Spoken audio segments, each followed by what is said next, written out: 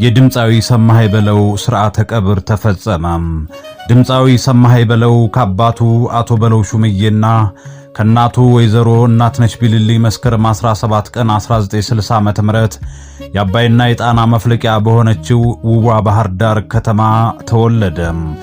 ያደገውም ቀበሌ 03 አባ ፋሲሎ ትምህርት ቤት አካባቢ በተባለው ሰፈር ነው። ገና ከልጅነቱ ጀምሮ ለድምጽና ለሙዚቃ ልዩ ተፈጥሯዊ ተሰጥኦ የነበረው ሲሆን በማራኪ ድምጹና በደግነቱ ይታወቅ ነበር። የመጀመሪያና ሁለተኛ ደረጃ ትምህርቱን በሰርጸ ድንግል በአባ ፋሲሎና በጣና ሐይቅ ትምህርት ቤቶች አጠናቋል። ገና በ14 ዓመቱ በባህር ዳር ሕፃናት ኪነት ቡድን ውስጥ በመሳተፍ የረጅም ዘመን የጥበብ ጉዞውን ጀምሯል።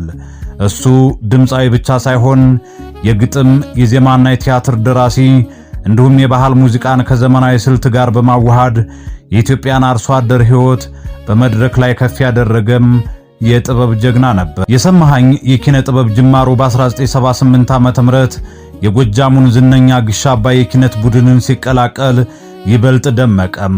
በግሻ አባይ ከነ ይሁን የበላይና ሀብቱ ንጋቱ ጋር በመሆን ለአራት አስርት ዓመታት በሕዝብ ልብ ውስጥ የኖረውን አንቱየዋ የተሰኘውን አስደናቂ ሙዚቃዊ ድራማ ቀርቧል። በ1982 ዓ.ም ወደ አዲስ አበባ በመምጣት ከታንጎና ኤሌክትራ ሙዚቃ ቤቶች ጋር በመስራት የመጀመሪያ አልበሙን አሳተመ።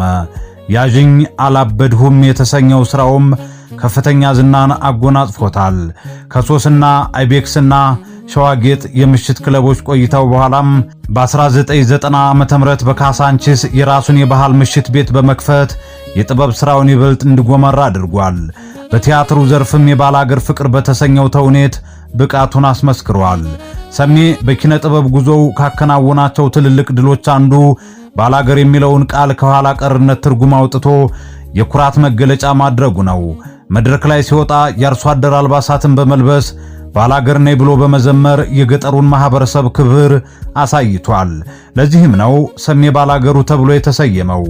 የትውልድ ከተማውን ያወደሰበት ውቧ ባህር ዳር ዲስካው የልጅነትና የበዓላትን ትዝታ የቀሰቀሰበት ደቦት እንስራ እንዲሁም በፈጣኑ ዝዋዜ የታጀበው ዘገኛ የማይረሱ ስራዎቹ ናቸው። በተጨማሪም አረምኑን ሰጠሽ፣ ማነሽና ዝናቡ የተሰኙት ዘፈኖች ተወዳጅነትን አትርፈዋል።